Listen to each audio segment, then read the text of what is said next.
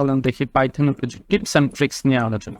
যেমন ধরেন পাইথনে এটা সম্পূর্ণ পসিবল যে আপনি কোনো টেম্পোরারি ভেরিয়েবল না রেখে দুইটা ভেরিয়েবলের মধ্যে সোয়াপ করা। যেমন ধরেন এ হলো 4, বি হলো 8। এখন আপনি এ এর ভ্যালু বি তে আনতে চান, বি এর ভ্যালু এ তে আনতে চান, তাহলে এটা just a comma B, B comma এ, এটিতে করে দিলেই আপনার ভ্যালুটা চলে আসবে। প্রিন্ট এ কমা বি তে, তাহলে দেখবেন এ এর ভ্যালু তো আগে ছিল 4 আর 8, এখন এ এর ভ্যালু হয়ে যাবে 8 আর 4, এ আর বি এর।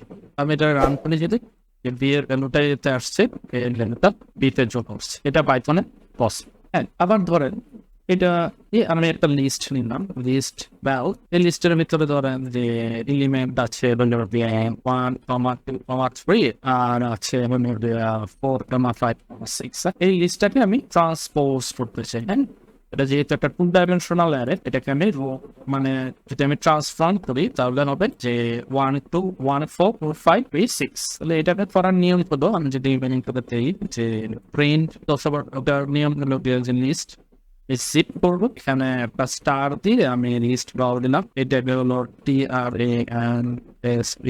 ট্রান্সপোজ। তারপরে যদি আমি এটাকে প্রিন্ট দেই, প্রিন্ট ট্রান্সপোজ, দেখবেন যে এটা ট্রান্সপোজ।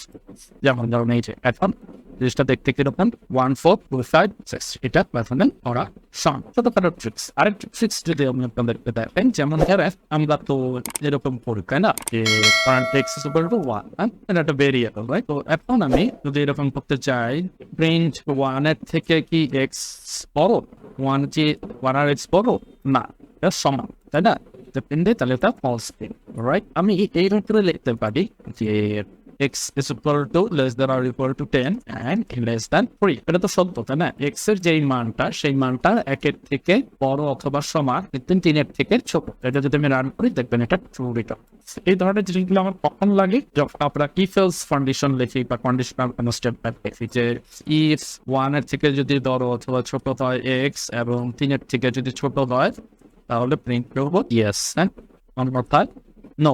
এক্ষেত্রে কিন্তু আপনি এরকম সুন্দর এলিগেন্ট ওয়েতে লিখতে পারেন, এটা ইয়েস প্রিন্ট, কারণ এক্সটা 1 এর থেকে বড় অথবা সমান, কিন্তু 3 এর থেকে ছোট। এটাকে কিন্তু আমি এইভাবেই লিখতে পারি যে এক্স ইজ গ্রেটার দ্যান এত এন্ড দিয়ে এক্স ইজ লেস দ্যান 3, এইভাবেই কিন্তু আমরা লিখতে পারি। কিন্তু এটার থেকে কিন্তু এই একই রেজাল্ট দিবে, একই আউটপুট দিবে, কিন্তু এটার থেকে এটা আরেকটু বেশি এলিগেন্ট নয়। আমি তো এইভাবে লিখে দিই, দেখতেও সুন্দর লাগে, এবং ব্যাপারটা আমাদের ছোটবেলার যে ম্যাথমেটিক্যাল বইগুলাতে 6 7 বা 9 10 এর যে বইগুলো দিতেছে, এরকম ইকুয়েশন করতে। শুধু তাই না, আমি কিন্তু এখানে মাল্টিপল ইকুয়েশনও দিতে পারি, এরকম করে কঠিন কমপ্লেক্স অপারেটরও আমরা ব্যবহার করতে পারি।